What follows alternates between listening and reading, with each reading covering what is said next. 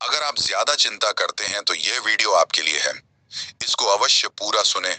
सोचते हो कि हम इतने पूजा पाठ करते हैं, फिर हमें कष्ट क्यों?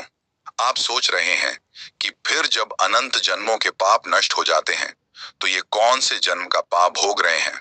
वो पहले से निश्चित किया हुआ। इसीलिए बड़े बड़े संतों के भी शरीर में रोग देखे जाते हैं, कष्ट देखे जाते हैं। रामकृष्ण परमहंस जी के गले में कैंसर था, बड़े महापुरुषों के शरीरों में।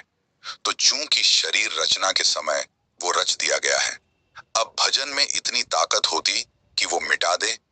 जैसे पुराने कपड़े से आपको नया कपड़ा मिल जाने पर संबंध नहीं रहता, पुराना कपड़ा फाड़ दिया जाए तो आपको परेशानी नहीं रहेगी। ऐसे जो उत्तम भजनानंद संत हैं, वो अपने शरीर को पुराने कपड़े की तरह त्याग देते, तभी तो भजन की ऊंचाई में पहुंचे तो शरीर के रोग को नष्ट कर सकते हैं। पर वो नष्ट नहीं करते, वो उसे भोग लेते हैं और भजन प्रताप से भगवान को प्राप्त कर लेते हैं। तो ये जो अभी आप लोगों ने भक्ति शुरू की है, ये आपकी अभी नई फसल है। लेकिन पुरानी फसल से जो हमारे शरीर में रचना रच दी गई, एक आदमी पाप कर रहा है, आनंद उसके बढ़ता चला जा रहा है, क्योंकि उसके पुण्य का प्रताप चल रहा है।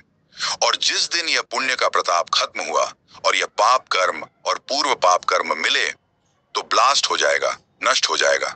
ऐसे ही भक्त का, अब जैसे आप भक्ति शुरू किए हो, आपका पाप कर्म का हिसाब चला, अब आपको कदम कदम पर विपत्ति तो लग रहा है। भक्ति का फल क्या है? लेकिन चुपचाप सह लो।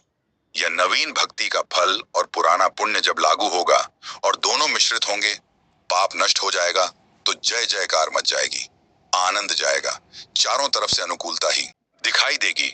पर हम लोगों को यह ज्ञान न होने के कारण हम लोग सोचते हैं कि वह पाप कर्म करता है। भगवान की शरण में न मृत्यु का भय है, न किसी बात की चिंता है, न कोई एकदम एक आनंद। हमारा दिमाग स्वस्थ, शरीर अस्वस्थ है। आप लोगों का शरीर अस्वस्थ हो या ना हो, लेकिन दिमाग अस्वस्थ रहता है, इसलिए आप परेशान रहते हैं। शरीर भले माना कि स्वस्थ है, लेकिन आप चिंता, शक, भय इसलिए परे। तो अध्यात्म में हमें क्या मिला? हमें प्रसन्नता मिली। तो ये कोई ना सोचे कि भक्ति निष्फल जाती है।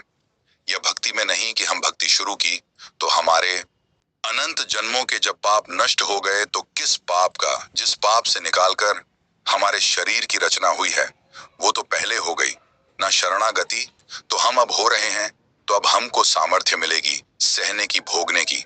लेकिन भोगना पड़ेगा। भक्ति में आगे बढ़ाते चले जाओ तो मंजिल हासिल हो। एक बार उस चढ़ाई पर चढ़ गए, खत्म खेल। अब किसी की ताकत नहीं कि किसी भी तरह से गिरा सके, क्योंकि वो ऊंचाई ऐसी होती जैसे भुना हुआ चना, चाहे जितना खाद पानी लगाओ, अंकुर नहीं आएगा। ऐसे ही जब चित्त भगवता आनंद में, तो फिर संसार के भोगों का आकर्षण थोड़ी सता है। इसलिए करते हुए भगवान श्री कृष्ण कहाँ अपने भक्ति के लिए कितना झुक सकते हैं? भगवान अहम भक्त पराधीन, मैं भक्त के अधीन हो जाता हूँ। भला ऐसी भक्ति प्राप्त करके हम दुखी हो सकते हैं? नहीं, कितना भी दुख दे, जितना कष्ट दोगे, चुपचाप सहेंगे। किसी से यह नहीं कहेंगे कि भगवान हमको कष्ट दिए हैं। अब आप जैसा चाहो वैसा करो, आप चाहे सुखी रखो या दुखी रखो, हम आपको देखकर आनंदित रहेंगे, जो प्रेम का मार्ग है। अब व्यापार स्वार्थ बात अलग है कि हम आपसे प्यार करते हैं, आप हमें सुखी करो। नहीं नहीं नहीं, हम आपसे प्यार करते हैं। अगर आप दुख भी देते हो तो मेरे लिए प्रसाद रूप होगा। जोई जोई प्यारो, करे सोई मोहि भावे।